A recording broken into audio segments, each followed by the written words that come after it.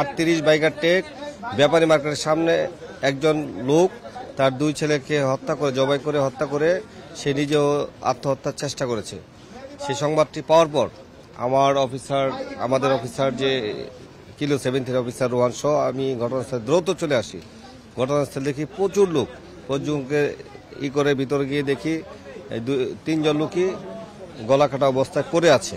পরবর্তীতে আমরা দেখলাম যে নিজে আত্মহত্যা করেছে আব্দুল আহাদ মোল্লা, সে তার নিঃশ্বাস বেরোচ্ছে এবং শব্দ বেরোচ্ছে, গুংরানি শব্দ বেরোচ্ছে এবং মানে হার্টবিট চলতেছে, সে জীবিত আছে। তখন তাৎক্ষণিকভাবে এবং ওই বাচ্চাদেরকেও আমাদের মনে হলো যে হয়তো জীবিত থাকতে পারে।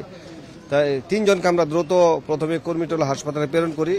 কর্মীটোলা হাসপাতাল থেকে পরবর্তীতে আব্দুল আহাদ মোল্লাকে, যে আত্মহত্যার চেষ্টা করছে, তার গলায় ধারালো পুঁছের চিহ্ন আছে, সে তাকে জীবিত অবস্থায় তাকে উন্নত চিকিৎসার জন্য ঢাকা মেডিকেল হাসপাতালে প্রেরণ করে। এখন পর্যন্ত সে জীবিত আছে, তার অস্ত্রোপচার চলছে। এবং দুই শিশু আমরা জানতে পেরেছি একটু আগে যে 2 শিশুকে মৃত্যুবরণ করেছে। তার বাবা যে আব্দুল আহাদ মোল্লা সে জীবিত আছেন ঢাকা মেডিকেল হাসপাতালে।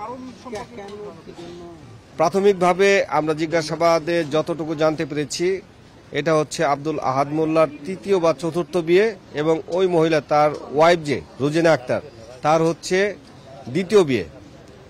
ওই রুজিনা আক্তারের আগের ঘরে একটা ছেলে আছে এবং আব্দুল আহাদ মোল্লা এবং রুজিনা দম্পতির এটা তাদের 2 সন্তান, তাদের 7-8 বছর আগে বিয়ে হয়েছে।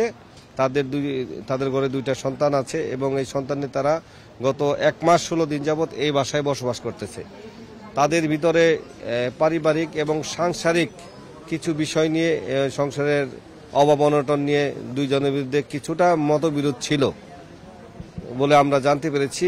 তবে আমাদের প্রাথমিক ধারণা যে পারিবারিক এবং সাংসারিক বিরোধের জেরে এই ঘটনা হয়ে থাকতে পারে।